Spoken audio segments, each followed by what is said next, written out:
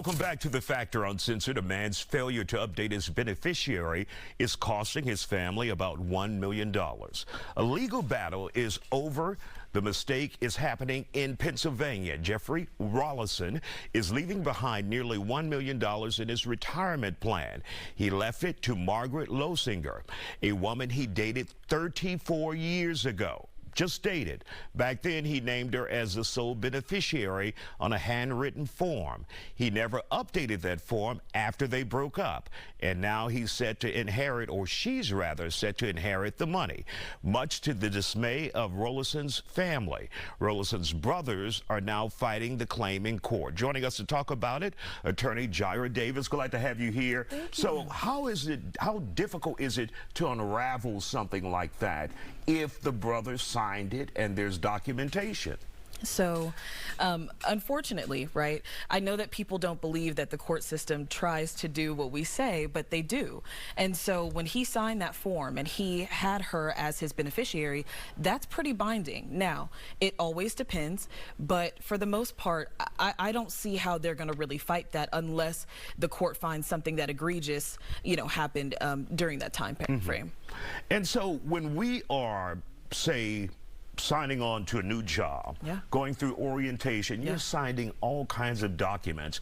You're signing 401k, you're signing retirement, insurance, long-term disability, short-term disability. So how do you keep up with that once you sign it from day one? Do you periodically check what? So I advise my clients to check every year or after every major life event.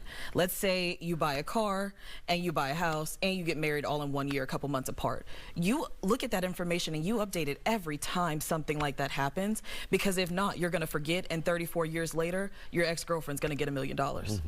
And your family's going to be left fighting, and if they're fighting, it's in probate court, and attorney's fees, and it could be whittled down to nothing. Right. So I always tell people that they think that estate planning and this type of stuff is optional. It's not. It's required. We are all going to pass away at some point, and as difficult as that is to think about, it happens. If you have $1 and a loved one, estate planning is for you. Estate planning is for everybody. And I always try to tell people that, because they believe it's only for rich people or only for people of a certain, financial standing. It is for everybody. All right. And you said had some bullet points that you wanted to share with us. Yes. Let's take a look at some of those important points you wanted to share, Jaira. You want to bring them up, Sonora? Okay. So I always tell people, please consider getting a payable on death beneficiary on all of your bank accounts. This is easy. All you have to do is call your bank. Also, as far as your car, go to the Texas DMV, find the beneficiary designation form for motor vehicles, and get this filled out. Also, wait, stop there. So you can leave your car to someone? Yes, and that's what I tell people. It is so simple. It really is not difficult.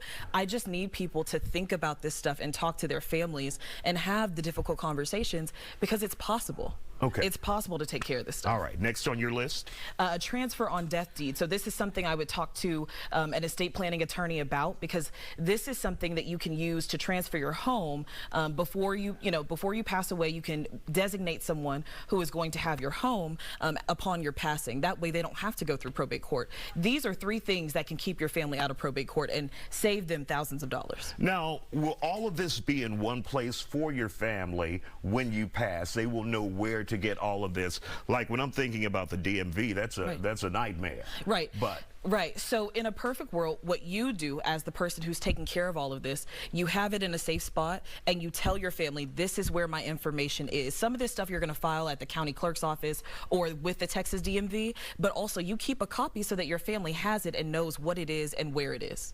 And how expensive is it to do something like this for those who may be concerned? Tens of thousands of dollars? Not even. Estate planning attorneys do not cost a lot of money. It is not as much as people think it is. Payable on death, that's free. You can call your bank and get that taken care of. The Texas DMV, that's also free. A transfer on death deed, that is going to cost you a couple $100 with most attorneys.